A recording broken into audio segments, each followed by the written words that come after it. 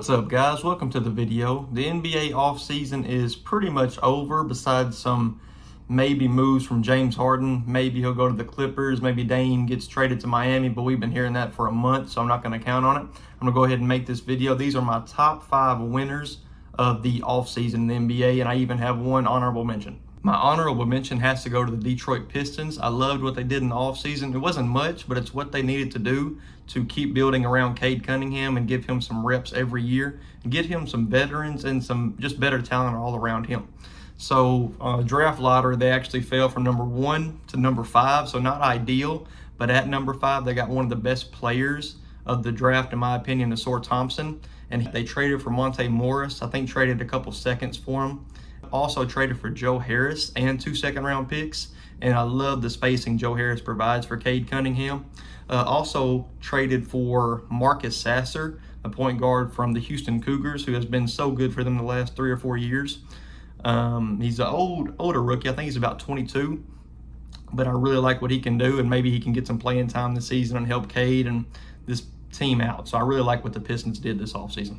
Now in my top 5, my 5th favorite offseason team were the Houston Rockets. Some people are not going to agree with that, and I understand why, but I felt like they did what they had to do with the money they needed to spend, and I really like what they did.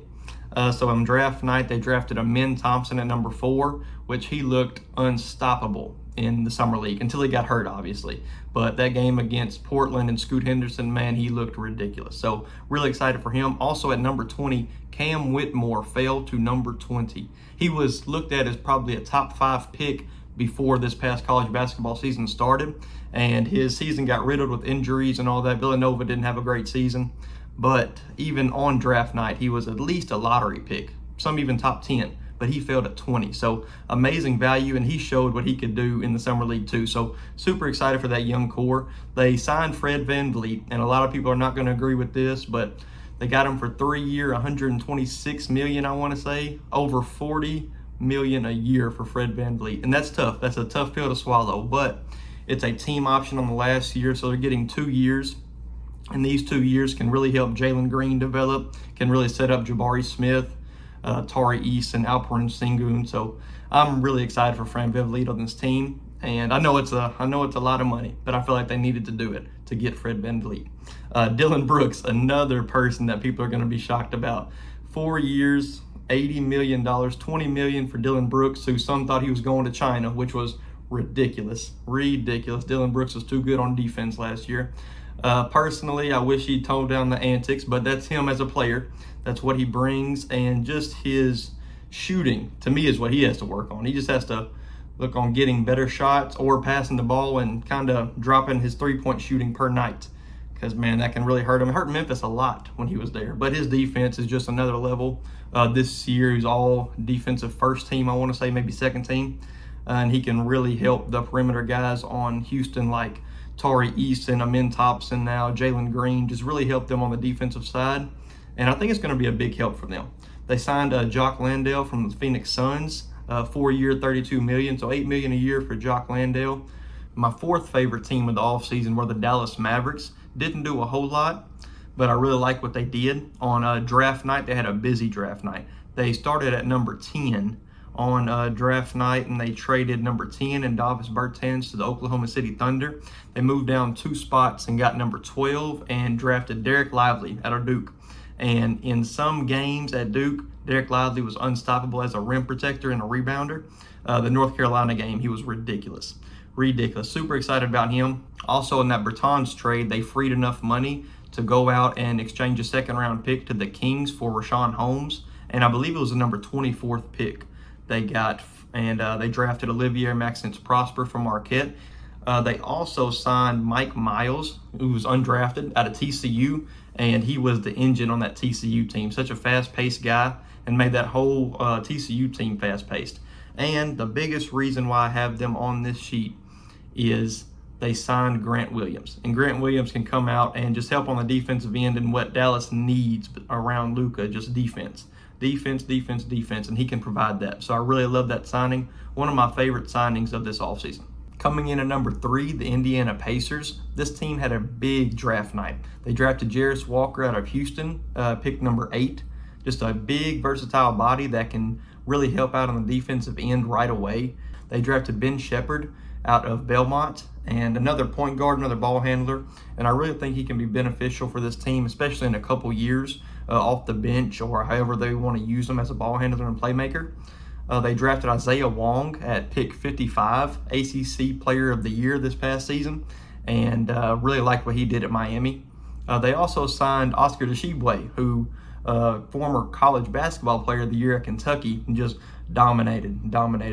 Just a huge rebounder and just a huge body for Indiana. They signed Bruce Brown, one of my favorite signings of the offseason, but they paid him 2 years, $45 million for Bruce Brown. Seems kind of ridiculous, but he's so valuable as a kind of that bench piece. But I guess he starts on this team. Paying him $22 million a year, you got to start him. And the Pacers could make a run at the playoffs. I mean, if they don't, I think they'd be disappointed if they don't make the playoffs this next season. But this team's really headed in the right direction. Also, this team just paid Tyrese Halliburton, their franchise cornerstone. So really happy about that. And they also traded 2 second-round picks to New York for Obi Toppin. And Obi Toppin can come in and be the 6th, 7th, 8th man on your roster and really help out a good playoff team. So really excited about that. Coming in at number 2, the Phoenix Suns. They had one of the wildest off seasons in a while.